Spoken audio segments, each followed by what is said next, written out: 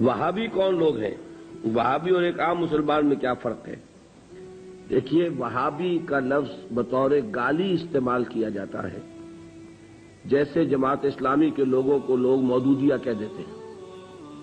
تو اول تو یہ لفظ کسی شکل میں بھی زبان پہ نہیں لانا چاہیے، کبھی استعارتاً کسی شخص کو معین کر کے نہیں کہنا چاہیے کہ وہ وہابی ہے۔ یہ وہ یعنی توہین ہے جس سے کہ اللہ تعالیٰ نے روکا ہے۔ لیکن وہ کون لوگ ہیں جنہیں وہابی کہا جاتا ہے؟ نجد میں آج سے تقریباً 250 سال پہلے ایک شخصیت پیدا ہوئی، محمد ابن عبد الوہاب۔ انہوں نے دین کی خدمت کی، دین کی اصلاح کا کام کیا، جو بھی مسلمانوں میں غلط چیزیں رائج تھیں، مشرکانہ اعتقادات، بدعات، ان کا قلقمہ کیا اور ایک تحریک شروع کی۔ اس کا پھر معاہدہ ہو گیا آل سعود کے ساتھ کہ آل سعود ایک ابھرتا ہوا قبیلہ تھا یہ، تو ان دونوں کا معاہدہ یہ ہو گیا کہ ہم مل جل کر کام کرتے ہیں، اگر حکومت کو ہم قائم کر لیں تو اس کی حکومت، اس کا انتظام جو ہے دنیاوی، وہ آل سعود کے پاس رہے گا، اور اس کے دینی معاملات جو ہیں وہ آل شیخ کہلاتے ہیں، وہ اب شیخ محمد بن عبد الوہاب کے خاندان کے پاس۔ اس طرح یہ سعودی ڈائنیسٹی شروع ہوئی۔ پہلے نجد میں حکومت بنی، پھر انہوں نے حجاز کو بھی فتح کر لیا، تو حرمین شریفین بھی انہی کے زیر انتظام آ گئے۔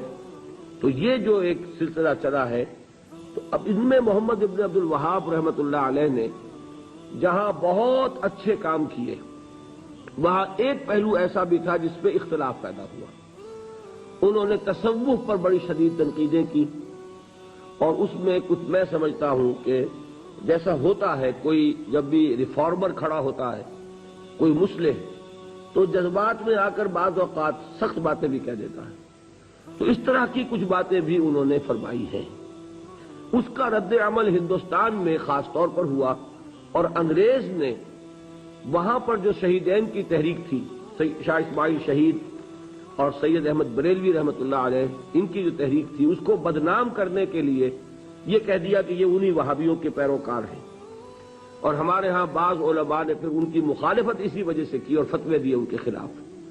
تو اب یہ لفظ جو ہمارے ہاں بریلوی مکتب فکر کہلاتا ہے، اس کی سب سے بڑے گالی ہے جو وہ دے دیتا ہے۔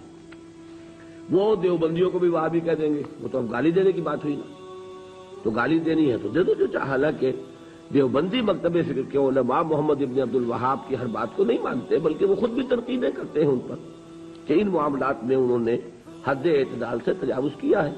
میں اس وقت فیصلہ نہیں کر رہا کون سی بات اور صحیح ہے یا نہیں ہے، میں صرف بات آپ کو بتا رہا ہوں کہ دیوبندی علماء کو بھی ان سے کچھ اختلافات ہیں۔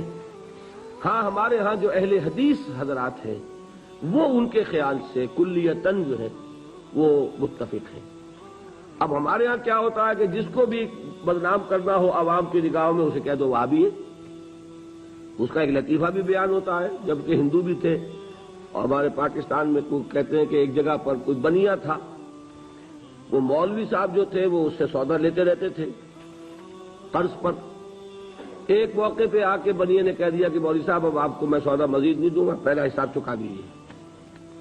تو انہوں نے واعظ میں کہہ دیا کہ فلاں شخص سے شنکر لال سے اب سودا نہ لو مسلمانوں، وہ وہابی ہو گیا۔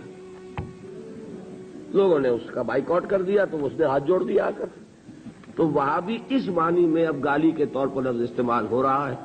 اللہ تعالیٰ مجھے اور آپ کو اس سے بچائے۔ محمد ابن عبد الوہاب رحمۃ اللہ علیہ نے بہت کام اچھے کیے۔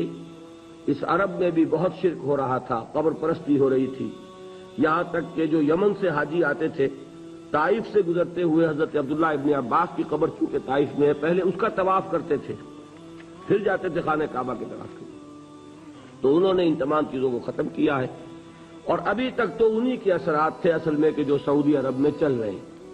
اب جو نئی نسل ابھر آئی ہے تو وہ آل شیخ کا عمل دخل جو ہے وہاں بہت کم ہو گیا ہے۔ آگے حالات کیا ہوتے ہیں تو اللہ کے علم ہے۔ یہ ہے اصل شے، تو اس کو جو حقیقت ہے اسی تک رکھنا چاہیے۔